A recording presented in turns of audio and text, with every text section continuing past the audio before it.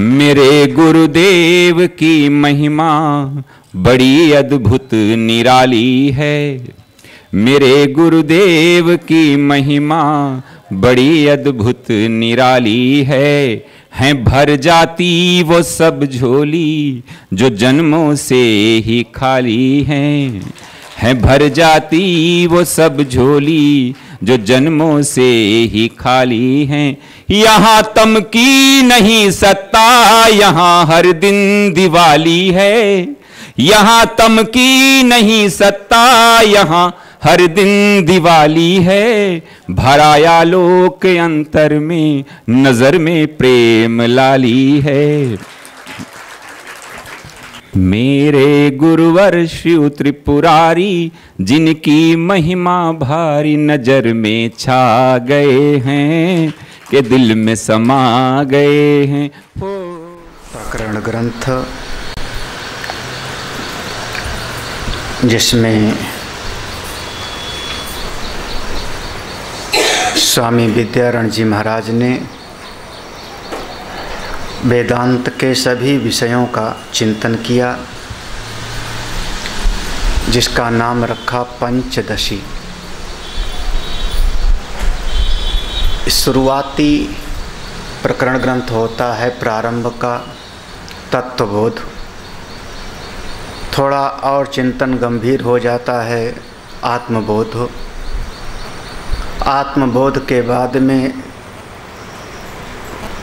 थोड़ा और गंभीर हो जाता है विवेक चूड़ामणि, और विवेक चूड़ामणि के बाद में फिर आता है पंचदशी। उससे भी थोड़ा गहन हो जाता है। ये सब प्रकरण ग्रंथ हैं। पंचदशी में विवेक चूड़ामणि में कुछ ऐसे विषय हैं जो नहीं खोले गए, इसमें भी कुछ ऐसी चीज़ हैं जो रह जाती हैं, तो उसको फिर जा कर के खुलता है वेदांत परिभाषा में। वो भी एक प्रकरण ग्रंथ ही है, लेकिन वो प्रौढ़ प्रकरण ग्रंथ है, आगे का है। उसका नाम होता है वेदांत परिभाषा। वेदांत सार इसके पहले का है, पंचदशी के पहले। अब चूँकि उसके रचयिता सदानंद मुनि हैं, तो रचयिता अलग अलग हो गए, तो विवेक चूड़ामणि के बाद वेदांत सार को ला लो, और उसके बाद फिर पंचदशी। तो बहुत सारी चीज़ें जो वेदांत सार में, विवेक चूड़ामणि में, पंचदशी में कुछ चीज़ें जो नहीं खुली, वो जाकर के खुलता है फिर वेदांत परिभाषा में। नहीं पढ़ाया तो नाम तो सुन लो, हाँ, कभी न कभी पढ़। अपने आप पढ़ोगे तो समझ में नहीं आएगा, थोड़ा कठिन है। पढ़ वृत्ति प्रभाकर, ये जो पंजाब के कुछ संत लोग थे, पंजाब के संत लोग, उन्होंने अपनी अलग प्रक्रिया चलाई। तो उन्होंने शुरुआत में विचार चंद्रोदय पढ़ाया, उसके बाद फिर विचार सागर, फिर उसके बाद वृत्ति प्रभाकर। हाँ, वेदांत परिभाषा में भी प्रमाण मीमांसा भी है, थोड़ा और कुछ विषय भी हैं उसमें, लेकिन इस प्रकार से ये सब प्रकरण ग्रंथ के अंतर्गत ही आता है। तो पंचदशी में जैसे नाम है पंचदशी, पंचदशी, हाँ, तो 5 धन 10 जितना होता है उतने इसमें अध्याय हैं। कितना होता है 5 और 10? 15। तो 15 इसमें प्रकरण है, इसलिए इसका नाम हो गया पंचदशी। 15 प्रकरण हैं। 15 प्रकरण में विषय के हिसाब से 3 विभाग किया इसका, विषय के नाम के अनुसार। तो शुरुआत का जो प्रकरण था उसका नाम था विवेक प्रकरण। विवेक प्रकरण में 5 अध्याय, क्योंकि 5 अध्याय के साथ में विवेक शब्द जुड़ा हुआ था, इसलिए उसको नाम दे दिया विवेक प्रकरण। याद है किसी को? प्रत्यक्ष तत्व विवेक प्रकरण, हाँ, 5, उसमें 5 अध्याय में विवेक शब्द जुड़ा हुआ है, इसलिए उसका नाम दे दिया विवेक प्रकरण। तो विवेक प्रकरण में 5 अध्याय। बाद में जो दूसरा विभाग दिया उसका नाम है दीप प्रकरण। तो दीप प्रकरण में भी 5 अध्याय हैं। जैसे एक प्रकरण पहले हमने पढ़ाया था चित्रदीप, यहीं पर पढ़ाया था, और इस बार है तृप्त दीप। तो ऐसे ही नाट्य दीप तो 5 प्रकरण होवेगा दीप प्रकरण में, और अंत में 5 प्रकरण होवेगा जिसका नाम होगा आनंद प्रकरण। तो 5-5 अध्याय के 3 विभाग कर लिया, विवेक प्रकरण, दीप प्रकरण और आनंद प्रकरण। तो विवेक प्रकरण संभवतः हम लोगों ने हरिद्वार में पढ़ लिया था लेकिन विवेक प्रकरण शायद 1 महीना में पूरा हम लोगों ने 1 महीना शायद पढ़ा था हरिद्वार में। तो विवेक प्रकरण पूरा हरिद्वार में हम लोगों ने श्रवण किया था। और दीप प्रकरण का पहला प्रकरण चित्रदीप यहाँ पर पढ़ा था। और उसके बाद अगला प्रकरण आता है जिसका नाम ही है तृप्त दीप प्रकरण। तो जैसे कि इसका नामकरण है तृप्त दीप, दीप माने प्रकाश। हाँ, दीपक का काम होता है प्रकाश देना, अंधकार को भगाता नहीं हो, अंधकार को मिटाता नहीं।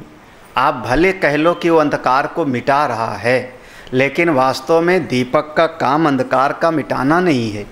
दीपक का काम है अपने आप को आलोकित करना। वो अपने आप में आलोक कर देता है, अपने भीतर प्रकाशित हो जाता है। उसके प्रकाश में अंधकार चला जावे तो अलग बात है, सांप बिच्छू भाग जावे तो अलग बात है, कीड़े मकोड़े भाग के चले गए तो वो अलग बात है, वो भगाता नहीं है। तो दीपक का काम होता है केवल स्वयं को प्रकाशित करना, बाकी उसके प्रकाश में सारी घटनाएं अपने आप ही हो जाती हैं, उसको पता भी नहीं कि कौन कहाँ पर गया। ऐसे अपने भीतर अपना आत्मा का स्वरूप है।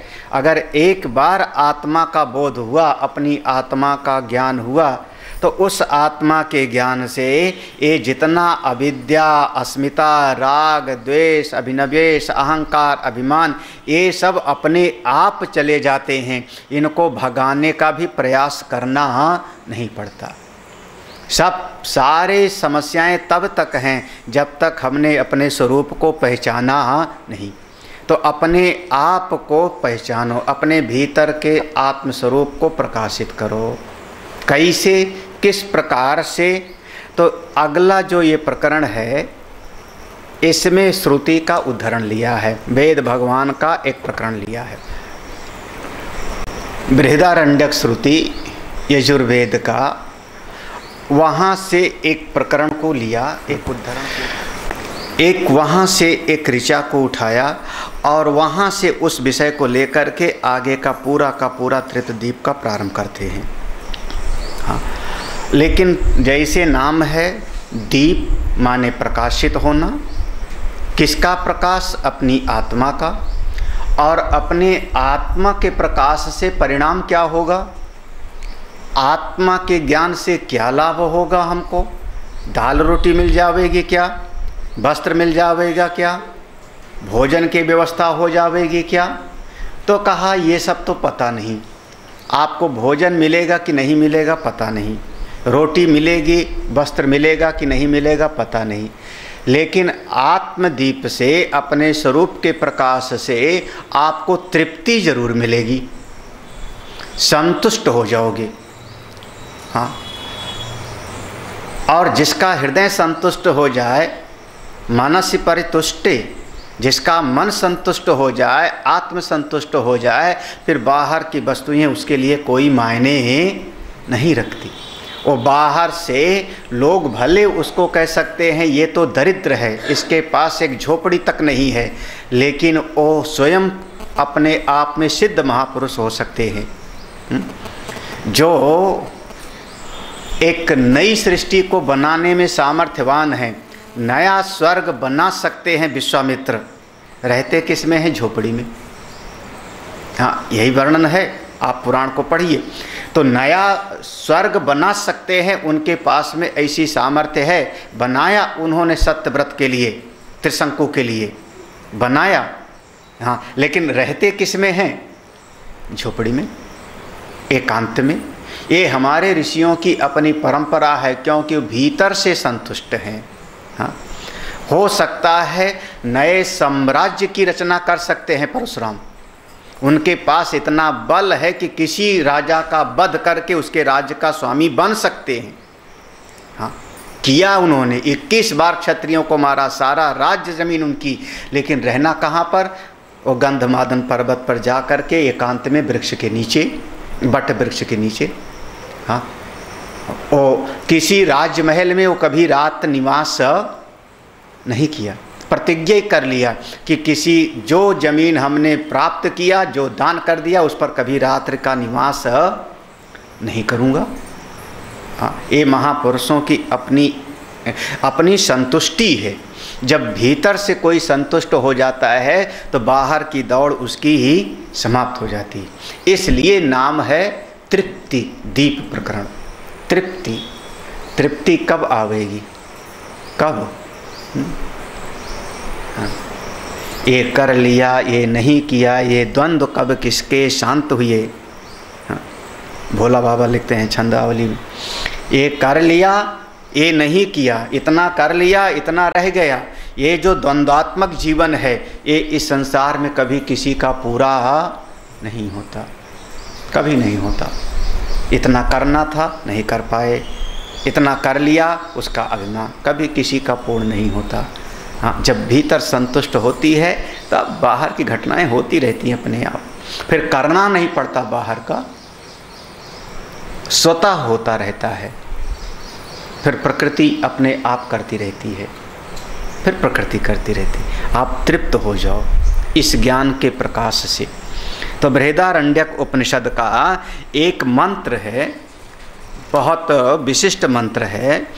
उस मंत्र को बिल्कुल ज्यों का त्यों यहाँ पर रख दिया। ये जो पहला यहाँ पर पहला जो श्लोक है तृप्तदीप का, ये बृहदारण्यक का श्रुति है। चौथे अध्याय का चौथे खंड की 12वां मंत्र है। ज्यों का त्यों यहाँ पर रख दिया है उस, और इसी मंत्र के अनुसार अब आगे का पूरा इस प्रकरण को प्रारंभ करेंगे। देखो, इसलिए प्रमाण क्या होता है हमारे लिए? श्रुति प्रमाण। श्रुति, युक्ति और अनुभूति, याद है ना? तो श्रुति को सामने रखते हैं। युक्ति तो बहुत देंगे, पंचदशी में तो युक्ति भरी पड़ी है। हाँ, लेकिन प्रमाण लिया किसको? श्रुति को। यहाँ से देखो, पहला श्लोक पढ़ते हैं। आत्मानं चेद् विजानीयात्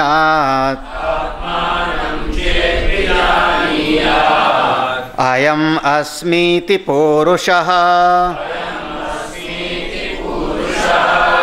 किमिच्छन् कस्य कामाय शरीरम् अनुसज्वरेत्। हाँ, आत्मानं चेत बीजानीयात्। चेत आत्मानं बीजानीयात्। चेत को पहले ले आओ। चेत माने होता है यदि। चेत जहाँ भी आवेगा संस्कृत भाषा में, इसका अर्थ होता है यदि। हाँ, अगर, यदि आपने अपनी आत्मा को जान लिया, आत्मानं बीजानीयात्, किसी साधक ने अपनी आत्मा को जान लिया। कौन सी आत्मा को? किसी लोक में रहने वाला आत्मा, कहीं अन्यत्र रहने वाली आत्मा? बोले नहीं, अयम अस्मि इति। अयम अस्मि, ये मेरे भीतर अपना स्वरूप ही आत्मा है। अयम पुरुषः अस्मि इति, ये जो आज मेरे भीतर विराजमान है, जो मैं हूँ, अयम पुरुषः अस्मि, जो आज अहम अहम करके बोल रहा है, मैं करके बोल रहा है। इसी को जब तुमने शरीर से अलग हटा करके आत्मा समझ लिया, शरीर मन बुद्धि से अलग हटा करके आत्मा समझ लिया, इसलिए यहाँ पर बिल्कुल अंगुली निर्देश है। अयम पुरुषः अस्मि चेत बीजानीयात्। यदि तुमने ऐसा समझ लिया कि ये मेरे भीतर अपना जो पुरुष है, जो मेरा अस्तित्व है, वही ही आत्मा है, अगर ये जान लिया तो किम इच्छन, फिर अब इच्छा किसकी होगी? क्यों? क्योंकि आत्मा देश काल वस्तु से अपरिच्छिन्न है, आत्मा पूर्ण है, आत्मा आप्त काम है। जब पूर्ण को जान लिया तो अपूर्ण को पाने की इच्छा कैसे होगी? गीता जी में भगवान कहते हैं यावा नर्थ उदपाने सर्वतः संप्लुतोदके। हाँ, एक बार गंगा जी मिल जावें तो थोड़े मोड़े गड़ैया के पानी से, तालाब के पानी से उसका कोई प्रयोजन नहीं रहेगा ना। हाँ, कब तक छोटे मोटे तालाब का पानी पीता है, जब तक बड़ा सरोवर उसको प्राप्त नहीं होता। तो एक बार अपनी पूर्ण आत्मा का बोध हो गया, अपने स्वरूप का बोध हो गया, तो किम इच्छन, फिर वो संसार की इच्छा हाँ हाँ फिर कहाँ रहेगी संसार की इच्छा, किम इच्छन। हाँ हाँ, अब आप कहोगे नहीं महाराज, ये तो महात्माओं के मन में भी इच्छा दिखाई पड़ती है। हाँ हाँ, है ना, कई बार कहोगे ये तो महात्माओं के मन में भी तो इच्छा दिखाई पड़ती है। वहाँ पर फिर हम उसको कहते हैं समष्टि संकल्प होता है। जो व्यष्टि अंतःकरण है, एक जीव का जो चित्त है, इस जीव ने अपने चित्त को किनारे किया, तब उसमें समष्टि का संकल्प काम करने लगता है। फिर वहाँ पर जो कुछ होता है वो ईश्वरी संकल्प हो जाता है, वो समष्टि का संकल्प हो जाता है। वहाँ पर हम उसको बंधनकारी इच्छा नहीं कहते, वहाँ पर बंधन वाली इच्छा नहीं होती, वो फिर समाज के हित के लिए, सृष्टि के कल्याण के लिए होती है। जैसे महापुरुषों में इच्छा हुई कि चलो सबको ज्ञान प्रदान करें, चलो इस शास्त्र की रचना करें, भागवत की रचना करें, तो भगवान वेद व्यास जी के मन में रचना हुई ना, मन में इच्छा हुई कि मैं शास्त्र को लिखूं। नारद के मन में इच्छा हुई ना कि मैं इस भक्ति ज्ञान वैराग्य के दुख को दूर करूं। अपने लिए नहीं है, वो पूर्ण काम है, अपनी आत्मा को जान लिए हैं, लेकिन अब किस लिए इच्छा पैदा हुई? लोक कल्याण के लिए, समाज के हित के लिए। वहाँ पर समष्टि संकल्प काम कर रहा है, किम इच्छन। फिर अपने स्वार्थ की इच्छा नहीं होती, अपने स्वार्थ की इच्छा नहीं होती, बस इतना समझ लो। हाँ, इतना मिल जाएगा तो मैं सुखी हो जाऊंगा, ये वृत्ति नहीं होती। हाँ, ये वृत्ति नहीं होती, क्योंकि अब कोई वस्तु मिल जाएगी तो उस पर अपना सुख आधारित नहीं है। हाँ, ये वस्तु मिल जाएगी तो मैं सुखी हूँ, ये वृत्ति नहीं होती। संसारी में ये वृत्ति होगी कि ये व्यक्ति मिल जाएगा तो सुखी हो जाऊंगा, ये वस्तु मिल जाएगा तो सुखी हो जाऊंगा। ये जो अपनी आत्मा को जान लेगा उसके भीतर ये वृत्ति नहीं होती कि ये मिलेगा तो मैं सुखी होऊंगा। वो मिले चाहे ना मिले वो सुखी है ही, मिलेगा तो कहीं श्रेष्ठ काम में लगावेगा, नहीं मिलेगा तो हर इच्छा, लेकिन हमारा सुख किसी और पर निर्भर नहीं। किम इच्छन, फिर वो किसकी इच्छा करेगा? कस्य काम आए, हाँ, किसकी कामना करेगा? हाँ, किसकी इच्छा करेगा और किसकी कामना करेगा? दोनों का देखो, यहाँ पर दो शब्द है, इच्छन और कामा, तो दोनों का अर्थ अलग अलग हो जाएगा।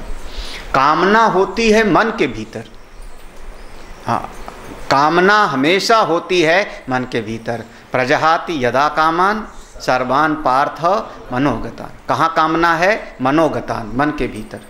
कामना का आश्रय मन होता है और इच्छा का आश्रय बुद्धि माना गया। वहाँ पर निर्णय होता है कि ये वस्तु सुखदायी है, ये वस्तु अच्छी है। हाँ, वहाँ पर इच्छा को और गहरे में ले गए। इच्छा को हम इंद्रियगत नहीं मानेंगे, आँख ने देखा, देखने की इच्छा किया, इसको हम नहीं कहेंगे। ये सहज चेष्टा है, ये स्वाभाविक चेष्टा है कि सामने कोई बोर्ड दिखाई पड़ा तो आंख चली गई। ये सहज चेष्टा है, ये इच्छा से नहीं होता है। कामना हुई मन में और इच्छा और गहरे होती है बुद्धि के भीतर। हाँ, कामना और गहरी होता है, इच्छा और गहरे है ना, क्योंकि इच्छा बुद्धि के भीतर है। हाँ, इसीलिए बार बार आएगा इच्छा अनिच्छा। लगभग हम लोग समझेंगे कामना मूल में है, इच्छा बाद में बन के पैदा होती है। अभी तक पढ़ा होगा तो ऐसे पढ़ाया होगा कि कामना भीतर बैठी होती है, हजारों कामनाओं में से एक कामना प्रभावित हो जाती है तो उसकी इच्छा हो जाती है कि अब ये मिल जाए। अभी तक ऐसे, अब थोड़ा बदल लो, हाँ अब बदल जाओ। हाँ, और फिर ये नहीं है कि सबको सुनाना यही शुरू कर दो। हाँ, इच्छा में निर्णय होता है और कामना तात्कालिक होती है। कामना तात्कालिक होती है, सड़क पर जा रहे हैं, कोई चीज़ दिखाई पड़, अरे महाराज क्या हो तुम, हाँ लक्सर में ट्रेन हमारी खड़ी हुई, सवेरे सवेरे याद है ना, जनता से यहाँ से जाते थे तो 7-8 बजे पहुँचती थी उधर है। हाँ, आलू नहीं, ओ ब्रेड का पकौड़ा, लक्सर में खास करके बनता है ब्रेड पकौड़ा, वो बढ़िया पीला पीला और इतना तला। हाँ, नहाए हैं ही नहीं, हाँ ट्रेन में बैठे हैं, अभी आधा घंटा लगेगा हरिद्वार पहुंचने में। मन में हुआ कि खा ही लूँ क्या। क्या हुआ है बे, कामना तो पैदा हुई, एक कामना पैदा हुई ना। हाँ देखो, एक कामना पैदा हुई कि हाँ खा लूँ, हाँ, लेकिन तुरंत बुद्धि ने कहा अभी नहाए नहीं हो मत खाओ, अभी नहाए नहीं हो मत खाओ। ये निर्णय किसने दिया? ये बुद्धि ने निर्णय दिया ना कि अभी नहाए नहीं हो मत खाओ। कामना देख करके आई, भले सामने था, पैसा भी था, नहीं खरीदा। अब ये कामना आगे ले जाती कहाँ पर? जब पहुँच गए आश्रम, तो आश्रम में हमने कहा नहाने वहाने के बाद ब्रेड पकौड़ा बनाओ। बुद्धि वहाँ तक घसीट लेके है ना। तो होता नहीं क्या, अपने जीवन को समझो, विचारो। तो इच्छा में निर्णय होता है। हाँ, तो यहाँ एक निर्णय था कि बिना स्नान किए हमको कुछ खाना नहीं, ये निर्णय है। तो हमको क्या खाना है क्या नहीं खाना है, यहाँ पर बहुत सारी चीज़ें हैं, बहुत सारी चीज़ें हैं, लेकिन वहाँ पर इच्छा और अनिच्छा का विभाग हो रहा है विवेक के ऊपर, और कामना तात्कालिक हो रही, देख के मन ललचा जा रहा है। होता है, ऐसा मत समझना कि नहीं होता, बिल्कुल होता है। हाँ,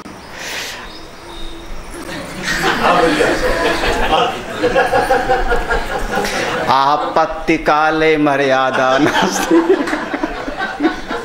हाँ, एक महात्मा थे जिनका नाम था उशस्ती। हाँ, उनकी शादी हो गई बेचारे की। हाँ, झोपड़ी में कुछ खाने, अब केसरी को सुना रहा हूँ, कुछ खाने पीने को नहीं, विद्वान बहुत थे, विद्वान बहुत थे। और पता नहीं क्यों हमारे शास्त्रों में जितना पुराण पढ़ोगे ना, शुरुआत यहीं से होगा, एक बहुत विद्वान दरिद्र ब्राह्मण थे। याद है ना, सत्यनारायण की कथा में भी ऐसे आवेगा, है ना। मतलब ब्राह्मण होवे, विद्वान होवे तो दरिद्र जरूर होवे। क्या हुआ, पढ़ लेना पूरा पुराण। हाँ, ऐसा नहीं पाओगे जल्दी से कि खूब धनी ब्राह्मण थे। हाँ, भिक्षु को तो हाँ, तो ऐसे ब्राह्मण थे उशस्ती, विद्वान बहुत थे, वेद के मंत्रों के ज्ञाता थे, लेकिन था नहीं कुछ। महाराज 3 दिन से कुछ खाने को मिला नहीं, 3 दिन से नहीं मिला। पत्नी के साथ जा रहे थे, सामने से हाथी पर बैठा हुआ एक महावत, हाथी को पालने वाला महावत बैठा हाथी के ऊपर, और एक कटोरी में कुछ उसके पास में उड़द था भिगोया हुआ, वो उड़द का दाना खा रहा था। कटोरी में मस्ती से हाथी चर रहा था, हाथी घुमा रहा था, और उस खड़ा था। ये नीचे से इन्होंने कहा, ए महावत, ये हमको भी दे दे कुछ खाने को। और महावत ने कहा, महाराज आप ब्राह्मण देवता हो, मैं महावत जाति का हूँ, चंडाल हूँ, आप हमारा मत खाओ, झूठा है। और वो भी एक तो मेरे हाथ का और दूसरे है झूठा, इसमें से मैं खा रहा हूँ। उन्होंने कहा नहीं नहीं, तू झूठा ही दे दे हमको, महाराज झूठा ही दे दे। महावत ने कहा ले लो, जितना बचा था महावत ने दे दिया। झूठा खाने में से छोड़ा हुआ झूठे उड़द के दाने दे दिया। ओ महाराज, उशस्ती महाराज ने पूरा का पूरा खाया, कुछ बच गया तो पत्नी को दे दिया, पत्नी ने उसको गांठ में बांध लिया। ये घटना हुई। उसके बाद महावत ने कहा, ब्राह्मण देवता ये मेरी छागल में पानी है, वो छागल चलता था कपड़े का, ये मेरे पास जल है, जल भी पी लो। उस ने कहा, चल हट, तेरा जूठा पानी थोड़े पीऊंगा। तेरा जूठा पानी नहीं पीऊंगा। महावत ने कहा, महाराज अभी तो जूठा उड़द खा गए और पानी के समय कह रहे हो झूठा पानी। हाँ, जबकि उसी कटोरी में से मैं उड़द खा रहा था, तो उस समय तो आप खा गए झूठा उड़द, आप कह रहे हो पानी जो है हम नहीं पिएंगे, ये क्या बात है। उशस्त ने कहा, देखो अगर उड़द मैं ना खाता तो मेरे प्राण जा रहे थे, भूखा था। अब उशस्त ने कहा झूठा पानी नहीं पीऊंगा। महावत ने कहा, महाराज उड़द जो खाए उन्होंने कहा उड़द हमने खाया आपत्ति धर्म है, वो आपद धर्म है, और जल तो वैसे तमाम सरिता सरोवर में हमको मिल रहा है, तो तेरा जूठा क्यों पीऊं? किम इच्छन किम कस्य काम है शरीरम अनुसज्जरेत। क्या बढ़िया शब्द है शरीरम। किसकी इच्छा से, किस कामना से इस शरीर को ही पालने पोसने में जीवन खपावेगा वो? क्यों? क्योंकि उसने शरीर से ऊपर अपनी आत्मा को समझ लिया ना। चेत आत्मानम विजानीयात, अगर उसने अपनी आत्मा को जान लिया, अपने आत्म स्वरूप को, पूर्ण ब्रह्म को जान लिया, तो फिर अब कौन सी कामना से इस शरीर को ही सजाएगा संवारेगा? अनुसज्जरेत, इसी में उसका आसक्ति बनी रहेगी। इस शरीर से तो उसका संबंध खत्म। याद आ गया ना दादा गुरुदेव का शब्द, तपोवन महाराज जी ने। गुरुदेव ने कहा चलिए दिल्ली, वहाँ बढ़िया डॉक्टर हैं। हाँ याद है, कल देखा। तपोवन महाराज ने क्या उत्तर दिया? क्या दिल्ली में कोई मरता नहीं? क्या डॉक्टर मरता नहीं दिल्ली में? हाँ, तो शरीरम अनुसज्जरेत। अब इस शरीर से ही किसकी इतनी आसक्ति होगी? क्यों? क्योंकि आत्मा को जान लिया। और अगर आत्मा को नहीं जाना तो शरीर को सजाओ संवारो, शरीर ही सब कुछ है, शरीर ही सब कुछ है। क्यों नहीं सुने किसी की? क्यों नहीं सुने? यही बात संत ज्ञानेश्वर से कहा जाता कि अभी तो आपकी 16 वर्ष ही आयु है, हाँ? क्यों ऐसा कर रहे हो? बहुत निर्मम हो गए। निवृत्तिनाथ उनके बड़े भाई, हाँ? एक गुफा में बंद कर दिया किनारे। इसको हम कहते हैं, हाँ, अब शरीर का प्रयोजन खत्म। मेरी दृष्टि से जो प्रयोजन था शरीर का प्रयोजन क्या था? साधन धाम मोक्ष कर द्वारा। याद है ना? ये शरीर साधन है किसके लिए? मोक्ष की प्राप्ति के लिए। तो शरीर से जो साधन था, भाई साधन से जब लक्ष्य मिल जाता है तो साधन की आवश्यकता पूरी हो गई, पूरी हो गई। आप स्कूटर से पहुंच गए तो स्कूटर को खड़ा कर दोगे बाहर ही ना, हो गया, गंतव्य पूरा हो गया। अभी आपको ये लगता है कि नहीं कल भी यात्रा करनी पड़ेगी, परसों भी यात्रा करनी पड़ेगी, तब उसको संभालते हो, फिर उसको संभालते हो। और मान लो आखिरी यात्रा हो गई, अब कहीं जाना ही नहीं है, तब स्कूटर का क्या? हाँ, तो ये साधन तो है, लेकिन मोक्ष की प्राप्ति हो गई क्योंकि आत्मा को जान लिया। तो अब इसको रखने की उनके भीतर चाह भी नहीं होती। ए साधक भक्त के मन में इच्छा होवे उनके हो सकती है, लेकिन उन महापुरुषों के भीतर इसकी भी चाह, किम इच्छन कस्य कामाय शरीरम अनुसज्जरेत। ये मंत्र जब बृहदारण्यक में कभी आएगा तो बहुत विस्तार में पढ़ना।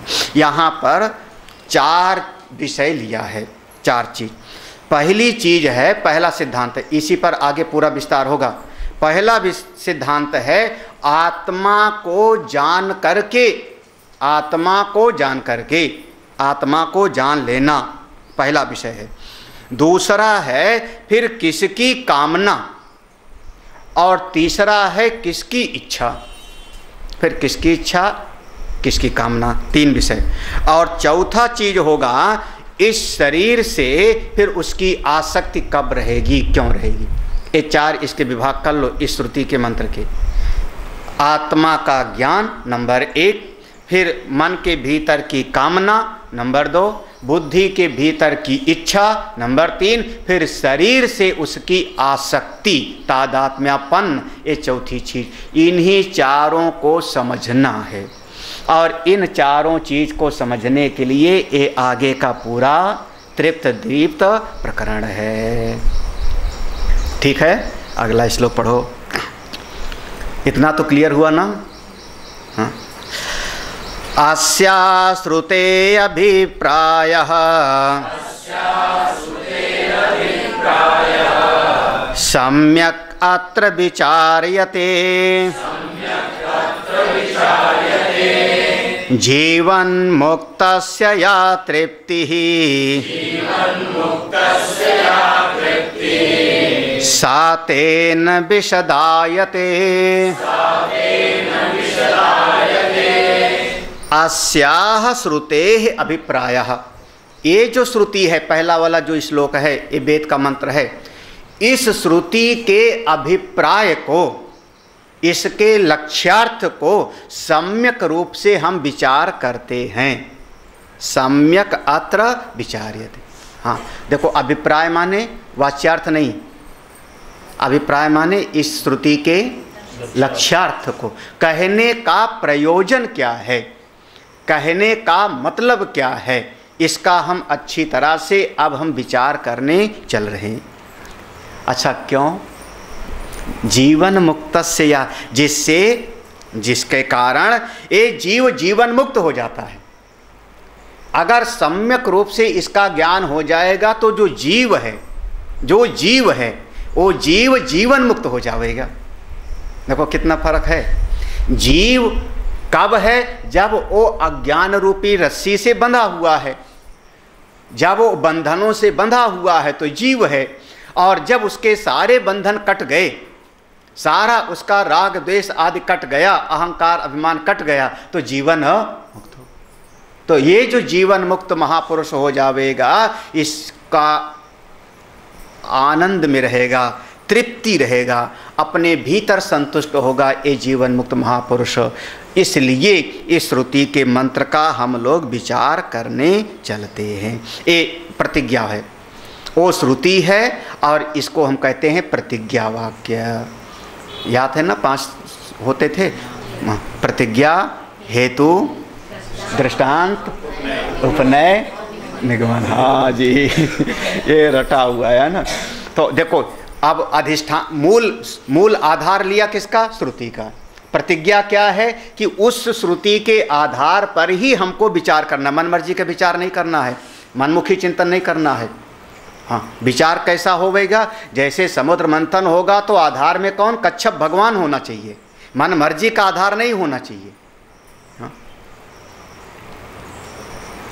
अगर कोई ईश्वर पर विश्वास ना होवे और बहुत ज़्यादा तर्क वितर्क करेगा तो नास्तिक हो जाएगा। हाँ, ईश्वर पर विश्वास के बगैर तर्क वितर्क नास्तिकता में ले जाता है। हाँ, इसीलिए अच्छे से अच्छे जो जीवन मुक्त महापुरुष हैं वो लोग भी परमेश्वर की बात बीच बीच में लाएंगे, बिल्कुल लाएंगे। हाँ, ईशावास्यम इदम सर्वम, है ना, बार बार लाए। वो ईश्वर ही सब कुछ है, वही ही परमात्मा है। नहीं तो नास्तिकता में चला जाएगा। हाँ, फिर वो बौद्ध दर्शन में चला जाएगा, शून्यवादी हो जाएगा। तो हाँ, आधार किसका? श्रुति का। अब प्रतिज्ञा है, हम उसी के आधार पर विचार करेंगे। हाँ, वेद कौन था साधना पंचकम में एक लाइन है ना। हाँ, श्रुति मतस्तर को अनुसंधीयताम, श्रुति मतस्तर कहा, श्रुति के अनुसार ही विचार हमको करना है।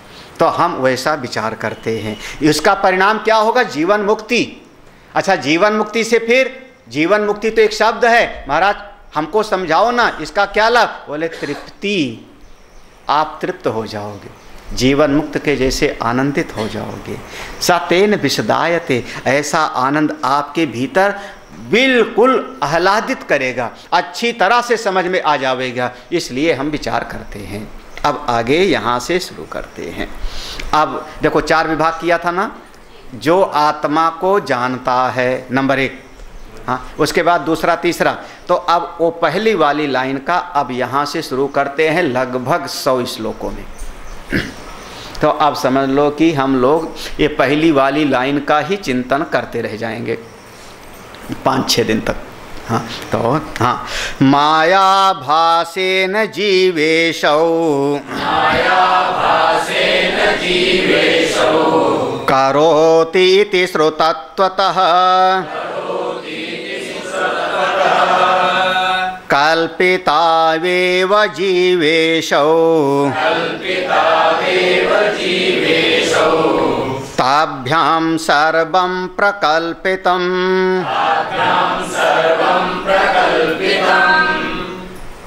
सृष्टि के प्रारंभ में जो सत परमात्मा एक परमात्मा है, उनके साथ एक अचिंत शक्ति आके जुड़ती है जिसका नाम हुआ माया। ठीक है ना। माया, माया आभासेन, इस माया के दो भेद हो जाते हैं, माया के दो भेद हो जाते हैं। अभी तो मैंने पढ़ाया था शायद हरिद्वार में, कठोपनिषद में पढ़ाया था कि ईशावास्य में, हाँ वेदांत सार में, अभी वेदांत सार पढ़ाया ना। हाँ हाँ, कहाँ गया वो मोहित, हाँ मोहित रट्टा लगाया था ना, व्यष्टि समष्टि, याद है ना। व्यष्टि में, व्यष्टि माने पेड़, समष्टि माने वन, याद है ना। व्यष्टि उपहित चेतन जीव, समष्टि उपहित चेतन, देखो अभी अभी पढ़ाया था सब वेदांत सार, वहाँ पे भूल गए तो पूरा वन, जंगल, व्यष्टि, समष्टि, अविद्या। तो ये माया के दो भेद हो जाते हैं, माया के दो भेद, एक व्यष्टि अविद्या और दूसरी समष्टि अविद्या। कैसे? व्यष्टि अविद्या माने एक जैसे वृक्ष है, और समष्टि माने जंगल, जहाँ पर बहुत सारे पेड़ मिल करके हम कहते हैं। तो माया के दो भेद हो जाते हैं, व्यष्टि और समष्टि। तो व्यष्टि माने अविद्या, समष्टि माने माया, और व्यष्टि उपहित चेतन का नाम जीव और समष्टि उपहित चेतन का नाम ईश्वर। तो माया आभासेन जीव ईशौ, हाँ करोत इति, ये माया के आभास से, माया के कारण, माया के कारण, हाँ शायद वेदांत सार में ही पढ़ा था। हाँ।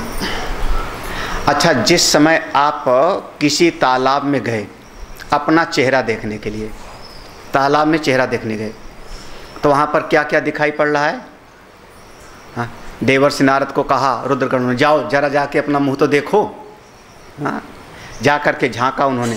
हाँ, जब झांका जल के भीतर तो क्या क्या दिखा वहाँ पर? हाँ, जल दिखा कि नहीं दिखा? जल दिखा कि नहीं दिखा? क्या हुआ? जल में अपना चेहरा दिखा कि नहीं दिखा? हाँ? अरे आप दर्पण के सामने जाते हो तो दर्पण में क्या देखते हो? हाँ, दर्पण नहीं देखते हो कभी? दर्पण देखा कि अपना चेहरा? अब सही सही बताना, दर्पण देखा कि अपना चेहरा? झूठ मत बोलना। दर्पण तो आधार है। दर्पण देखा कि अपना चेहरा? हाँ, दर्पण देखा, चेहरा नहीं देखा अपना। अच्छा, शायद आपको ध्यान नहीं, दर्पण का एक कोना टूटा था, वो सवेरे नहीं देखा तुमने। अगर दर्पण देखते तो ये पता लग जाता कि ये कोना टूटा हुआ है। वही दर्पण साल भर से बाथरूम में टंगा था, तो दर्पण के नीचे किनारे पर पानी पड़ते पड़ते थोड़ा सा धब्बा धब्बा आ गया, वो तो सवेरे नहीं देखा ना। अगर दर्पण सवेरे देखते तो धब्बा धब्बा दिखाई पड़ता। क्या हुआ? हाँ, अगर दर्पण जो टंगा था ना बाथरूम में, शायद आपको दर्पण थोड़ा एक किनारे जो है टेढ़ा सा टंगा था, खूंटी ऐसी हो गई थी कि वैसे टेढ़ा हो गया था। अगर दर्पण देखते तो टेढ़ापन दिखाई पड़ता। दिखा क्या वो? हाँ, दिखा क्या? ये रोज की बात है। आप दर्पण नहीं ध्यान से देखते हो जाके अपना चेहरा। ठीक है, आप बोल चाल में कह दो कि मैंने दर्पण देखा, दर्पण में देखा, लेकिन देखा क्या? चेहरा देखा ना। ठीक है, नंबर 1। तो उस दर्पण में आपने अपना प्रतिबिंब देखा। एक चीज वहां और है जिस पर नजर नहीं गई आपकी, वो दर्पण में आकाश दिखाई पड़ रहा है कि नहीं? खाली जगह, हाँ, खुले में दर्पण रख दे में, तो वहां आकाश का प्रतिबिंब पड़ेगा कि नहीं? भाई जल में झांकने जाओ तालाब में, हाँ, तो वहां पर एक है जल उपहित आकाश। जल उपहित आकाश, जल ने जितनी जगह घेरी है उसको हम कहते हैं जल उपहित आकाश। दूसरा है जल में प्रतिबिंबित आकाश, हाँ, जल में जो भासित हो रहा है आकाश। और तीसरा है वो शुद्ध आकाश। 3 आकाश हो रहा है ना। जल ने जितनी जगह घेरी वो, फिर जल में जो भासित हो रहा है वो, और तीसरा ये ये है हमारा भामती प्रस्थान। हाँ, ये भामती प्रस्थान है अवच्छेदवाद। तो जो जल में प्रतिबिंबित आकाश है वो है जीव, जो जल उपहित आकाश है उसका नाम है ईश्वर, और शुद्ध आकाश है ब्रह्म। हाँ, जो जल उपहित आकाश है चूंकि उसकी सत्ता है, और प्रतिबिंबित जो हो रहा है उसकी सत्ता तो है भी नहीं, वो तो आभास है, इसलिए चिदाभास उसको हम कहेंगे ना। किसका? वो आकाश का, वो आकाश का उसमें क्या पड़ रहा है? प्रतिबिंब। ऐसे ही आपके पास एक दर्पण है जिसका नाम है अंतःकरण। इस अंतःकरण रूपी दर्पण में उस शुद्ध परमात्मा का, शुद्ध ब्रह्म का पड़ा इसमें आभास। हाँ, माया से बना अंतःकरण, माया से 3 गुण बने, 3 गुण से 5 महाभूत बने, उससे अंतःकरण बना। तो इस माया से बने हुए अंतःकरण में आत्मा का पड़ा प्रतिबिंब, तो उसको हमने नाम दिया चिदाभास। ठीक है ना? उसका नाम हो गया जीव। जैसे उस जल में प्रतिबिंबित हुआ आकाश, हाँ, वो है अंतःकरण में प्रतिबिंबित हुआ चेतन, उसका नाम हो गया जीव।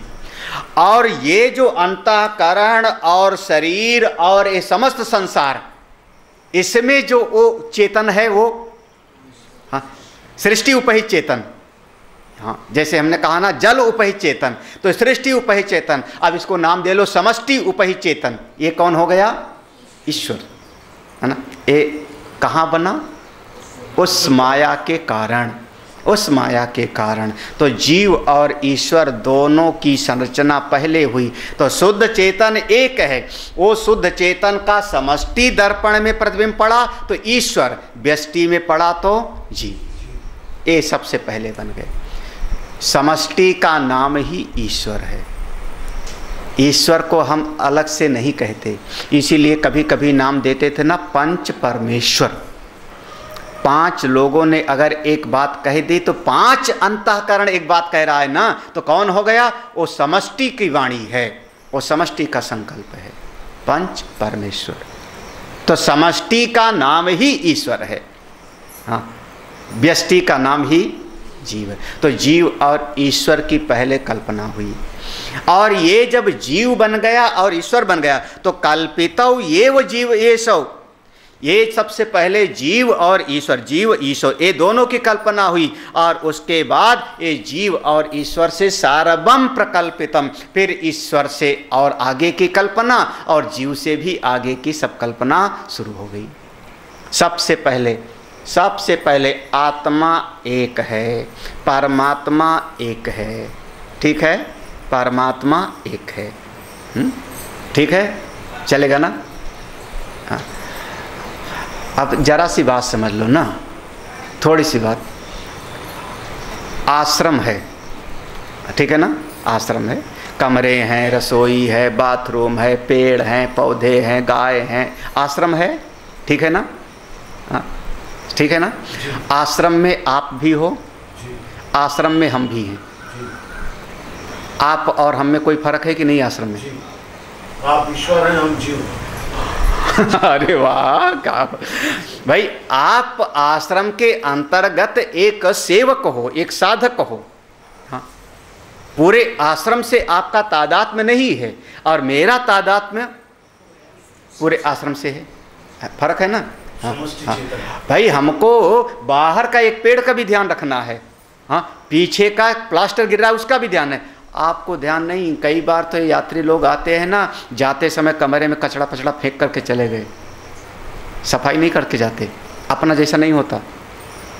क्या हुआ? बोले आपका तो व्यक्तित्व तो अपना एक यूनिट है, तो आप हो गए जीव, और आश्रम का हम हो गए आश्रम के, वो ईश्वर नहीं।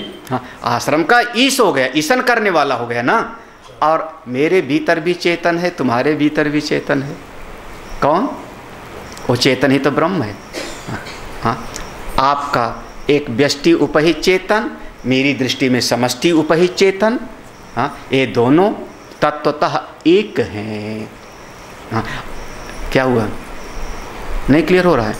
क्लियर। हाँ, बिल्कुल स्पष्ट, क्लियर। बहुत बढ़िया। अब हमको पूरे आश्रम का व्यवस्था बनानी पड़ेगी, कहाँ पर खंभा बनाना है, कहाँ वो बनाना है। आपको थोड़े